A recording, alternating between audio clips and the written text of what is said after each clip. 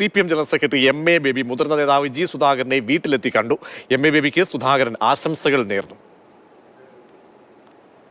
ഇന്ത്യയിൽ ആകെ സഞ്ചരിച്ച് എല്ലാ സ്റ്റേറ്റുകളിലും പോയി അവിടെയുള്ള കമ്മ്യൂണിസ്റ്റ് നേതൃത്വവുമായും വിദ്യാർത്ഥി യുവജന നേതൃത്വങ്ങളുമായും ബന്ധപ്പെട്ട് ദീർഘകാലം പ്രവർത്തിച്ചതിൻ്റെ അഖിലേന്ത്യാ പരിചയം ബേബിക്ക് മാത്രമുള്ള മുതൽക്കൂട്ടാണ്. അദ്ദേഹത്തിന് ഇന്ത്യയിലെ പാർട്ടി നേരിടുന്ന വെല്ലുവിളികളും പ്രശ്നങ്ങളും, എന്നാൽ കമ്മ്യൂണിസ്റ്റ് ആശയങ്ങളുടെ ബലത്തിൽ നമ്മുടെ രാജ്യത്തൊരു ജനകീയവും ജനാധിപത്യപരമായ വിപ്ലവം നടത്താൻ വേണ്ടി ഈ മുതലാളിത്ത കാലഘട്ടത്തിൽ, ഈ മൂസ പാർലമെന്റ് കാലഘട്ടത്തിൽ പാർട്ടിയെ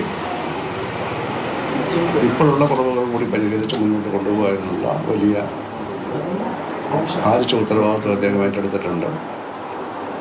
അതിന് നമ്മുടെ എല്ലാവരുടെയും പരിപൂർണമായ പിന്തുണ ഉണ്ടാവും. രഘുനാഥ് ചേരുന്നുണ്ട്. രഘുനാഥ്, CPIMന്റെ ജനറൽ സെക്രട്ടറി ജില്ലയിലേക്ക് എത്തുമ്പോൾ മുതിർന്ന നേതാവായ മുൻ മന്ത്രിയായ G സുധാകരനെ കാണുമ്പോൾ അതിനൊരു പ്രത്യേകതയുള്ളത്, പലപ്പോഴായി G സുധാകരൻ്റെ ഭാഗത്തു നിന്നും പല വിമർശനങ്ങളും പരിഭവങ്ങളും സർക്കാരിനെതിരെയും പാർട്ടിക്കെതിരെയൊക്കെ തന്നെ ഉണ്ടായിട്ടുണ്ട്. പറഞ്ഞും പറയാതുമൊക്കെ പറഞ്ഞും പറയാതെയുമൊക്കെ പല ഒളിയമ്പുകളും ഒക്കെ നടത്തുന്ന സുധാകരൻ ഒരുപാട് അദ്ദേഹത്തെ സംബന്ധിച്ചോളം ഒറ്റപ്പെടുന്നു എന്നൊക്കെയുള്ള തോന്നലുകൾ ഉണ്ട്. അപ്പോൾ ആ മുതിർന്ന നേതാവിനെയാണ് ഇപ്പോൾ പ്രധാനപ്പെട്ട പദവിയിൽ പുതുതായി എത്തുന്ന MA ബേബി എത്തുന്നത്. പഴയ സൗഹൃദങ്ങളൊക്കെ പങ്കിട്ടോ? പ്രതികരണങ്ങൾ എന്തായിരുന്നു രഘു?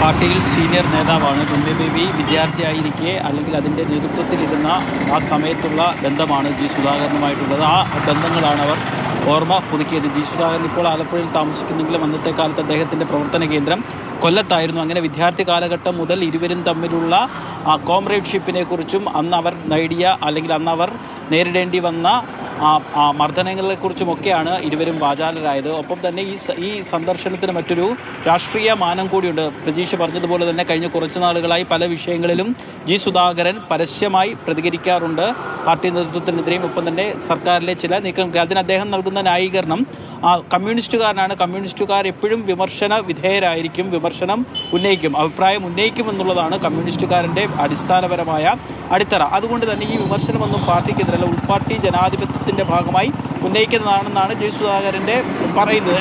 എന്നാലും അദ്ദേഹം ഈ പ്രായപരിധി നടപ്പിലാക്കിയപ്പോൾ അദ്ദേഹത്തിന് നിലവിൽ ഘടകമില്ല, അല്ലെങ്കിൽ അദ്ദേഹം ബ്രാഞ്ചിലാണ്. ഇത്രയും ആരോഗ്യമുള്ള ആളുകളൊക്കെ ഈ പാർട്ടി പ്രവർത്തനത്തിൽ സജീവമാകണമെന്നുള്ളൊരു ചിന്തയുള്ള ആളാണ് G സുധാകരൻ. എന്ന് മാത്രമല്ല, പാർട്ടി കോൺഗ്രസ് നടക്കുന്ന വേളയിൽ അദ്ദേഹം പ്രായപരിധിയിൽ ഇളവ് നൽകുന്നതിനു പകരം പ്രായപരിധി എടുത്തു കളയുന്നതാണ് ഭംഗി എന്നുള്ള രീതിയിൽ അദ്ദേഹം ഫേസ്ബുക്ക് പോസ്റ്റ് ഇടുകയും ചെയ്തു.